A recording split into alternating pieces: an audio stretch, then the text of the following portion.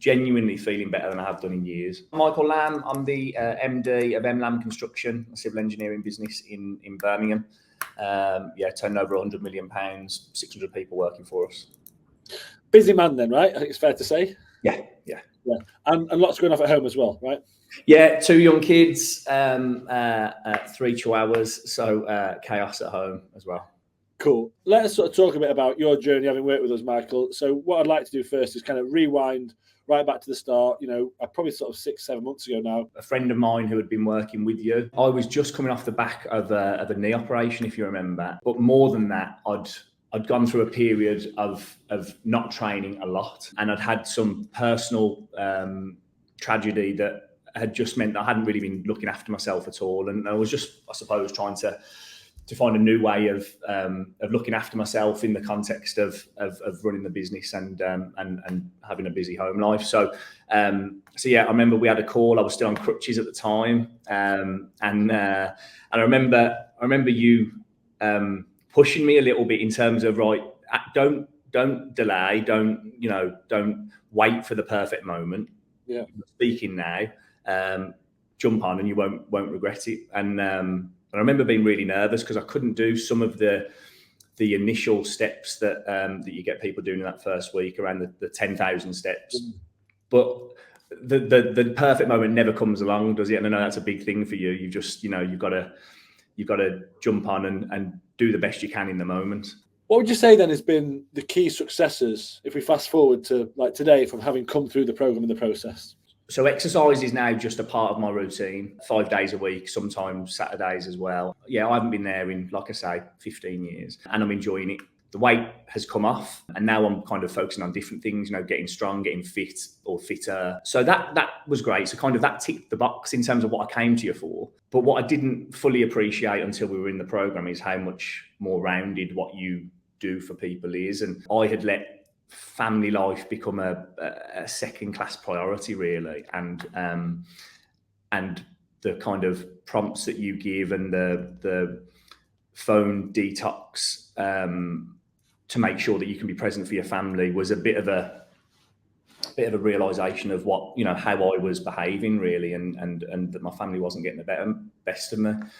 So that was significant, and I just think the pause for thought that your weekly group meetings gave to reflect on, right, where am I, what's working, what isn't working, what do I need to adjust, was really important, because again, you can just get caught up in the rat race and you might be squeezing in your exercise, but other things are slipping, and those moments for reflection and hearing other people struggling with the same challenges was really useful.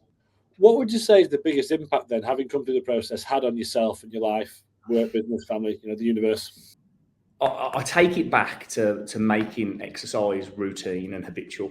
At various times, I've gone through stints of the gym or eating well or back playing sport, and then even training for an event, and you've got this kind of North Star that you're working towards.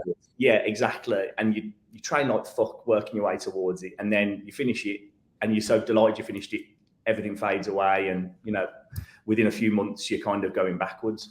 So for me, it was realizing that you can squeeze in 20 minutes, half an hour in the morning before the madness starts, and actually doing that and not aiming for perfection and not trying to kill yourself lifting as heavy as you can or pounding it on the bike as hard as you can. Just that consistency is what's going to keep moving you forward and enable you to keep it going. Again, I think back to periods when I was training, I trained too hard, I pick up an injury, and then you're waiting until your body's recovered. I haven't pushed myself because you told me that that's not what we're trying to do. And having that voice in the back of my mind to say, actually, just keep going, and what are we now? 8-9 months forwards, and I haven't had any injuries, and I've got all the benefits of that cumulative training over the last 8-9 months, and genuinely feeling better than I have done in years. Just before we get off, let's say someone's watching this, they're kind of feeling a bit like you were, a few months back, but maybe they're a bit reticent about talking to a coach, asking for help.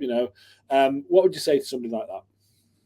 Yeah, I can only talk of my personal experience, and where I am now compared to where I was May last year is just night and day. So, yeah, for me, when you don't know what you're doing, or when you're not an expert in something, you bring in expertise, you bring in somebody that knows what they're doing, and hopefully somebody that is tried and tested. And that's why I reached out to you, and it has worked for me in terms of changing how I approach particularly exercise and diet, but also helped me reflect on other parts of my life and how I kind of manage that, all those plates that you have spinning. How do you make time for each of them, as opposed to chucking the baby out with the bathwater when things don't go how you planned?